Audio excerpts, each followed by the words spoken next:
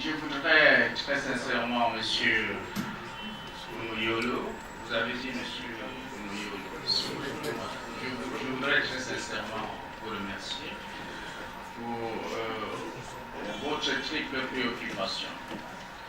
Je vais commencer par la dernière. D'abord, nous voulons la route. Il faut que la route soit faite et qu'elle soit de bonne qualité, avec les infrastructures de qualité et qui correspondent aux attentes du gouvernement, c'est-à-dire qui correspondent aux attentes du chef de l'État.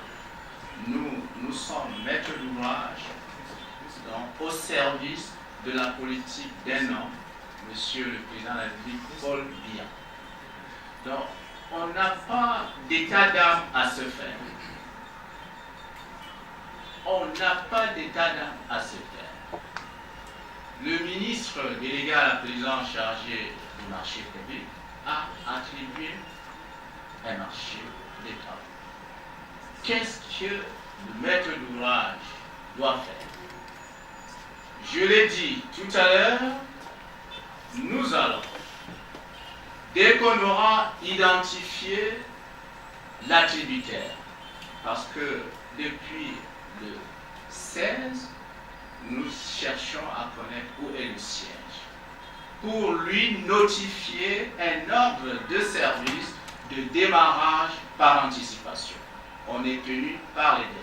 Je répète, au 16-31 mars 2019, nous devons avoir une chaussée de 3 fois 2 voies avec ses équipements de fonctionnalité pour desservir le complexe sportif de Jacoma. C'est un engagement international pris par le chef de l'État, nous devons le respecter. D'où la notification de démarrage par anticipation.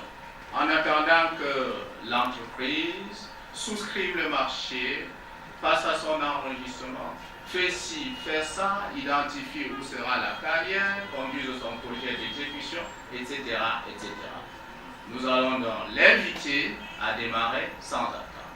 Secondement, nous allons l'inviter en rapport avec la mission de contrôle.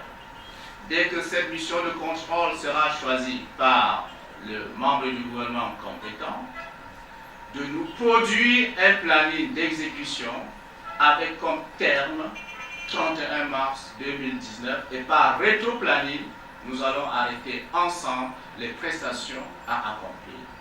Notre rôle sera de l'accompagner, d'accompagner cette entreprise à exécuter ces prestations, car, comme je l'ai dit et je voudrais le redire, nous voulons la route.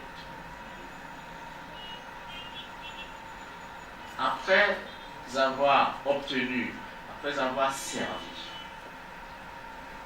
lors de servir le démarrage par anticipation, après avoir réalisé le planning avec comme terme de réalisation d'une chaussée de 3 fois 2 voies, il nous restera donc à veiller, soyez-en rassurés, sur la qualité des travaux. Je crois que c'est à cela que renvoie votre question. Évidemment, les faibles coûts peuvent impacter sur la qualité des travaux.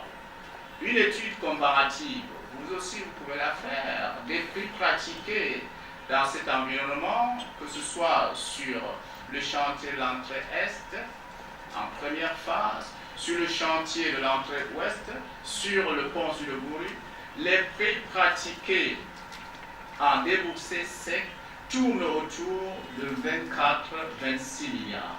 Or, l'entreprise est à peu près à 26 milliards de déboursés secs. Ça signifie quoi? Qu'au bout du compte, elle va réaliser la route, mais en perdant, entre guillemets. Il faut se poser la question. Est-ce que les analyses que nous faisons sont aussi les siennes? Il peut s'agir d'une politique qui amène dans l'entreprise à pénétrer notre marché. Tant mieux, mais je tiens à vous rassurer que la qualité des travaux sera notre leitmotiv de tous les jours, avec nos ingénieurs de suivi, avec la mission de contrôle, avec nos visites de chantier.